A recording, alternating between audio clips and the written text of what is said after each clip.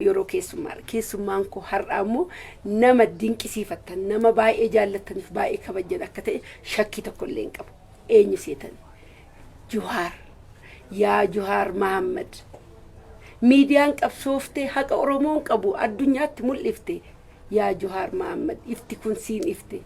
Baga biyya keetti nagaadhaan nuu dhufte siin jetti funyeeshoo. Anaa dhufu. Juhaar keenya. Ijoollummaa keetti re'ee tiksitee ta'i. Sirriitti.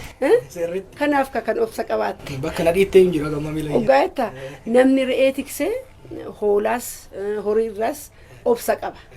Atis kanaaf fakkaata miidiyaan si'amee yeroo cufamu waan baay'een yeroo sirra ga'u obsaan kan guyyitti har'aa geesse. Re'eellee tiksee jira ijoollummaan kiyyas hedduu hama ture.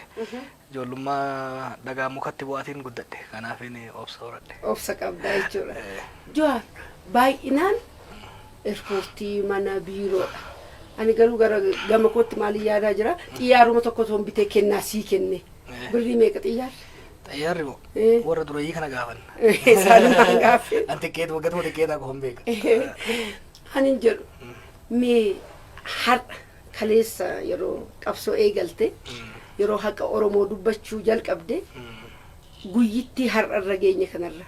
Hin geenyetti yaaddee ture. Shakkii tokko malee gaafuma ijoollummaa waan kanarratti hirmaadhe boodarra garuu erga keessattuu barnootaanis muuxannoonis erga guddadhe tarsiimoo baafnee eeggatti seenne booda sirna kana akka jijjiirru shakkii tokko hin qabu ture. Wanni jiru yoo jiraate xiqqoo saffifne yoo xiqqaate 2020tti sirna kana unkuteessine uummata keenya waan tokkotti akka baafnu shakkii tokko hin qabu ture. Moo namni baay'ee waan callisee dhaadu itti fakkaata ture yookaan televiziyoona irra bahee nkufifna sirna kana uummata keenya bilisa baafnu ganan jedhu itti fakkaata garuu waan tarsiimoodhaan masa kamee fi waan tokkummaadhaan irratti qabsoofna waan tureef keessattuu immoo dhugaa waan qabnuuf akka mo'annu shakkii tokko hin qabu ture. Yeroo hunda haasaa kee keessa haasaa kee hundayyuu nan jaalladha. Dhugaa waan qabnuuf hin mo'anna sheettu. Namni dhugaa qabu edaa hin mo'ata. Uummanni keenya dhugaa qaba. Uummanni keenya biyya ofiitirratti qe'ee ofiitirratti abbaa ta'uu barbaade. Qe'ee keenya irraa deemaa hin jenne. Dhageen Oromotuma hin jenne dhageen Oromotu cunqursa hin jenne. Ani uummata Oromoo kan hin qabsaa'e Oromoo waan ta'ee qofaaf miti. Uummata dhugumaan dhugaa qabuu fi uummata lafumaa ka'anii itti roorrisan cunqursan bakka garallee wal sassaabanii dhufanii saaman boochisan hidhan waan ta'eef uummata addunyaa irratti dhugaan jalaa dabee fi dhugaan jalaa sarbame keessaa tokko uummata Oromooti. Kaleessa yeroo shorof keessaa siin jedhan maal sitti dhaga'ama ture? Nan boonan ture. Na boonsa ture. Hangaafanni himatame shororkeessummaan hedduun boone. Maaliif uummata Oromootiif jecha shororkeessummaa jedhamuun anaaf akka baajii takkaahuu akka kennaa addaatti akka kabajaa guddaa mootummaan Itoophiyaa meedaaliyaa guddaa narra kaa'etti fudhadhe gaafa isaan himatan. Konfidensiin kun eessaa dhufee Juhaar barumsumarraa moo kennaa rabbi ganamuma sii kenne moo roorroo uummata Oromoo irra gahurraa kaatee moo cimina haadha warraa keeti moo mee walumatti qabiitii daawwattoota bira nuu geessise? Tokkoffaan qabsootti hin dhaladhe abba sadaffaarra jirra. Naannoo itti dhaladhetti waan ijoollee naannoo abaaboon ture waan ta'eef roorroo uummata keenya irra gahu nan beeka. Qabsaa'ota jalatti hin guddadhe nan beeka. San booda barnoota cimsadhee jira. Waan hin baradhetti immoo sirriitti hin baradhe sirriitti hin dubbise sirriitti hin qayyabadhe. San caalaa garuu uummata Oromoo nan beeka sirriitti hin beeka. Uummata Oromoo sirriitti waan hin beekuuf hanga paaspoortii kiyya na haaromsitanitti nan dhufan ture. Kanaaf uummata kana waan hin beekuuf humna isaan qaban waan hin beekuuf dhugaa isaanii waan hin beekuuf dhaloonni immoo jalaa dhufu hagamta kacimaa akka ta'e waan hin beekuuf saniifin qoma dhayadhee tarsiimoo baafnetti illee waan hin amanuuf saniifin qoma dhayadhee dhaadachaa ture. Haati manaa keessa dubartii cimtuu ilaalchi siyaasaatiinis barumsaan waan hundaan dubartii cimtuudha yoo mee waa'ee arfaasee xinnoo daawwattoota bira nu geessise. Qabsooftuudha. Akkuma biyya sanitti agartee waldaa dargaggoota eegalle waldaa dargaggoo keessatti warra bu'uureessina dura warra bu'uureessa keessaa nama hedduu uummata kana jaalattu nama uummata kanaaf keessattuu biyya Ameerikaa keessatti ijoollee jalaa dhufanis warra qaree ol guddise nama cimtuudha. Nama gama hooggansaatiinis na caalu gama hundaan keessattuu gama obsaatiin gama uummata kana danda'uutiin nama hedduu cimaa fi waa hedduu uummata kanaaf buusee gara fuuldurallee buusu. Amma milkaa'ina kee duuba isheen si gargaarteetti? Definitely. I think mana keessa obsi jiraachuun isheenis warri kiyyas warri maatii kiyyas gartee waggaan tokko Ameerikaa dhaquu maatiin as jiru nu gargaaraan guddisaa biizinasii nu banaa mana nu ijaareedha. Warra kiyya takka waan akkasii na gaafatan hin beekan. Yoo gaafa itti hammaattee namni dhibame faa taate malee wanummaa maatiin kiyya waan akkasii na gaafatan hin beekan. Kanaafi yeroo baay'ee yeroon torbaan lama sadii biiroo taa'u jira. Haadha xiyya torbaan ji'a sadiitti faa ijoolleen faa bira dhaqanii bilbilanii na qunnamsiisanii. Kanaaf maatii irratti emotional attachment hin qabu. Kanaaf maatiin obsuun otoo maatiin mana keessa akkasii sitti nyakkisu taatee milkaa'oftu. Yeroo ati biiroo bultufaas isheen waalli isheetti nagahamu si hubatti. Wal hubannaa guddaa jira maaliif qabsoo keessa jirra. Qabsoo kanuma walumaan keessa waan jirruuf bu'aan uummata hundaaf waan ta'eef kaayyoo maatiin keenyas garuu hundaan duratti qabsaa'e waan ta'eef wal hubannaa guddaa jira. Ijoollee meeqa qabdu? Tokko. Maqaasa? Oromoo. Maaf Oromoo jette? Waa lama tokko anis haati isaas gosoo irraa dhalanne. Ishiin abbaan ishii warra Wallaggaati warra Calleyaati. Haati ishii warra Booranaati. Ani immoo abbaan kiyya warra Arsiiti. Haati Tuulama kan inni dhaladhe immoo Aadaa Harargee keessatti. Kanaaf namni waggaa waliin nu dhufee nu gaafatu iyyuu isin duubatti kun maatii Oromooti nu jedha durumaa'u. Kanaaf mucaan immoo dhalatu kaa waa shantu walitti dammaramee dhalatee miti jire. Kanaaf Oromoo jennaan immoo Facebook irratti maqaa itti baasaa jennee waggaan dhalatu namni hundi maqaa baay'ee itti baase. Qabsoo qeerroo wayyaan illee hedeentu yeroo baay'ee jirtu. Kanaaf caalaa koon Oromoo tana maaltu oltaa jennee galaalle maquma isaanii haa kenninu fi akka irratti wal lollennee maqaa Oromoo yeroo baafne. Maqaa bareedaa. Mee egaa takka makmaaksa keessatti ibiddi daaraa ashaayama. Johaar garuu ilma Johaar caalu akka nuu ta'u abdii guddaa qabna. Oromoon immoo kan Johaar caalaa kanaa boodallee egaa beekama amma bilisoomne irra xumurree irrachuu baannullee kanaa booda gabrummaan kaleessa turte nutti hin deebitu galanni siif warra lubbuu isaanii dabarsee qeerroof galanni haa ta'u. Mee hawwiin kee wanti ati barbaaddu hundi sii milkaa'eeraa? Ani gaafa kiyyaani nama xurataa baay'ee ba'uun fedha maaliif hamman danda'u waan hin beeku uummata kanarraa hin qusanne. Kanaaf Rabbis na gargaareera bakka tokkoon geenye irra gara tokkotti ceesifne irra boqonnaa qabsoo tokko xumurree karaa lammattaatti ceenee jirra. Haa taatu immoo hanga lubbuun jirutti hanga fayyaa qabutti hanga lubbuun jirutti uummata kana gara hin dandeenye tajaajiluu ittiin fuufa. Keessattuu injifannoon amma argame kun akka lafa qabatuuf hooggansa gama mootummaatiin ta'ee gama mormitootaa jiru gorsuudhaan dhidhiibuudhaan jajjabeessuudhaan akkasumas immoo qeerroon waan kana irratti qabsaa'ee asiin ga'e kun waan ta'an isaa akka hin dhabne gorfachuudhaan karaa qabsiisuudhaan tarsiimoo baasuudhaan gara fuulduraatti fufaa bakka inni irra ga'etti nama har'a yoon du'ellee hin gaabbu. Duutu ganaa jiraata. Amma biyya kee taa'uu moo Ameerikaatti deebiteetu jireenya kee jiraachuu barbaadda gara fuulduraatti? Ani galeera asitti. Galte already. Durillee hoggaan achii ka'ullee probably percentage 95 ture. Amma eegan dhufe booda rakkoo hedduun argaa jira. Injifannoon argame kun lafa hin qabanne. Taayitaa mootummaa qabanne malee caasaa mootummaa harkatti hin galfanne. Dargaggeessi kun waan ta'an dinagdee harkatti galfachuu danda'u qaba, hojii argachuu danda'u qaba. Caasaa mootummaa gubbaa hamma gadiitti akka uummata biyya kanaatiif ta'utti ijaaruudha barbaachisa. Kanarratti walirratti ilaaluu hin danda'amu. Obboleeyyan keenya taayitaa siyaasaa harkaa qaban qofatti dhiisuu hin dandeenyu. Hawaasa keenya ijaaruu qabna. Hawaasa keenya kan dinagdeedha ijaaruu qabna.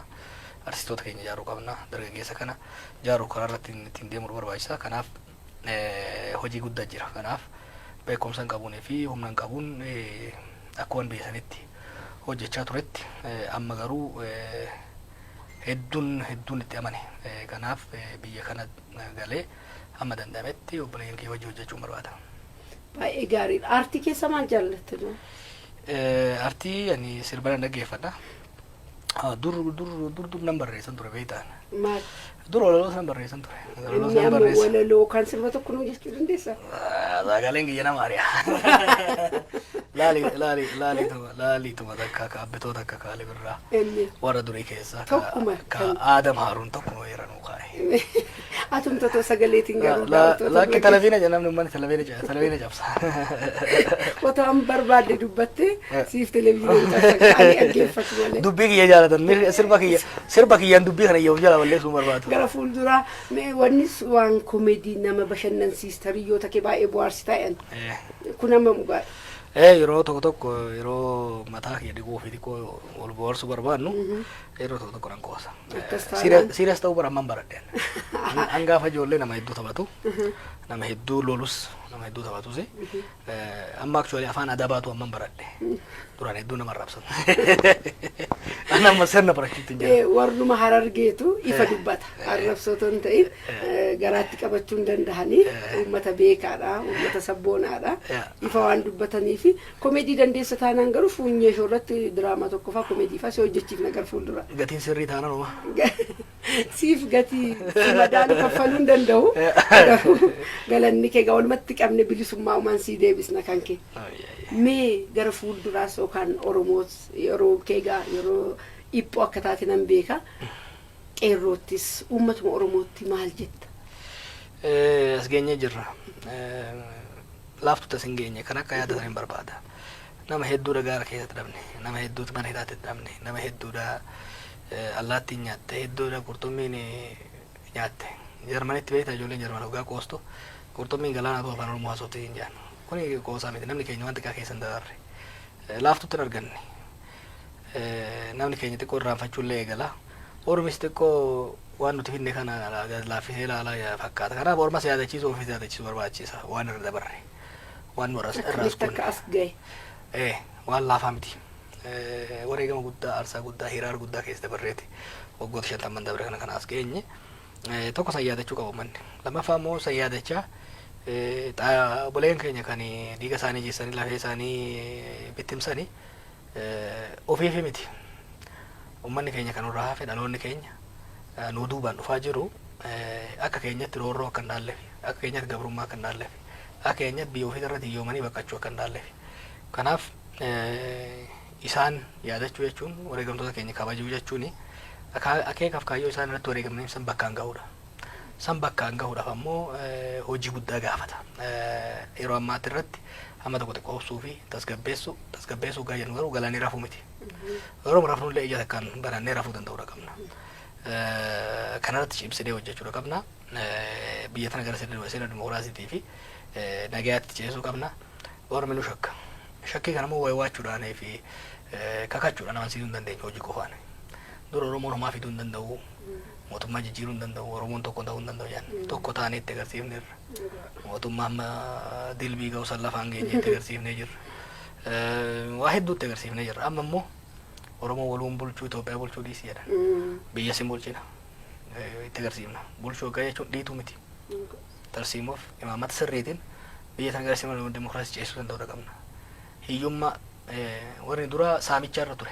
Immoo saamichaan osoo hin ta'in biyya tana saamsanii fayyeessanii walitti suphanii gara fuulduratti tarkaanfachiisuudha. Maaliif wanni nama keenyaa ta'u wanni Oromoo ta'u Itoophiyaaf hin ta'a gaanfa Afrikaatiif hin ta'a. Wanni Oromoo hin taane immoo hin ta'uuf. Kanaaf gara fuulduraa dabru irratti wanni hawaasa keenyatti dhaamuu barbaadu wal dhaggeeffachaa waliin tarkaanfachaa nu waan nuufis ormaafis ta'u waan mataa keenya wal nu qabachiisu. Har'a injifannoodhaan mataa wal qabanne bor immoo sirna dimokiraasii yoo gardaamne misooma yoo jaarre gaanfa Afrikaa kan saamichaaf ajjeechaaf jeequmsaan beekamu kana gama nagayaatti gama misoomaatiitti gama naannoo haqi uummataa eegamutti yoo jijjiirre Oromoon bara baraan kabajaa guddaa argataa deema jechuudha. Oromoon bara baraan kabajaa guddaa argatu jechuun wareegamtoonni keenya bara baraan waan gaariidhaan maqaan isaanii ka'a. Nullee dhaloota imaanaa nyaate sun ta'in dhaloota imaana bakkaan ga'e taana jechuudha.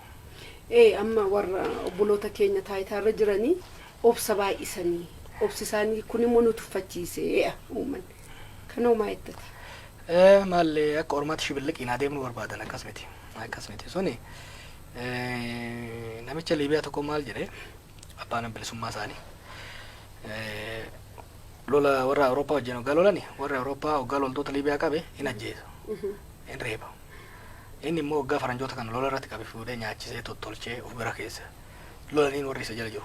Maali keenyan ajjeefama ka ormaa maaliif kunuunsa jennaan jarri sun bari jedhe warri Awurooppaa sun diina keenya malee barsiisota keenya miti isaan irraan barannu jedhe. Kanaaf ormi kaleessa obsa dhabe ormi kaleessa akka waraaciidhaan duroomuudhaaf ormi uummata kaan ofirraa dhoorge humnaan biyya bulchaa ture. Humnaan biyya bulchuun eessa akka gahu agarree jirra. Saamuun burhaqqisuu akka taate agarree jirra. Nama tumuun nama reebuun nama ajjeesuun arra dheessanii goda keessa dhokachuuf itti jirti jechuudha. Kanaaf obsi uummata keenya gaariidha malee hammeenya waan qabu natti fakkaatu waanuma cimuu qabu malee waan hammas mara rakkoo guddaa qabu natti fakkaatu obsuu ittuma fufuu qaban natti fakkaatan. Obsaa garuu I think sarmaa wal qabsiifne obsaa tarsiimoodhaan masaqama saffisaan deemuu barbaachisa.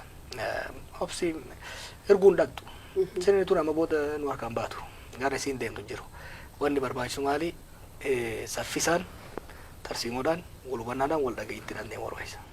Nyaata aadaa Oromoo keessa maal jaallatta? Ani marqaaf qoyqocaan jaalladha. Marqa ofiifillee nan tolcha qoyqocaallee nan tolcha. Marqa? Marqa akka ajaa'ibaatti hin tolchaan. Marqa dubartii okkatee fidi si agarsiisa. Egaa ammallee ariifatta yeroo deebitu manuma nyaata aadaa Oromoo funyeetti marqas marqitee nu nyaachifta. Akka ajaa'ibaatti. Qoyqocaa immoo anatu si dhiyeessa jechuudha. Qoyqocaa osoo hin ta'in wanni jechuu kiyya maali?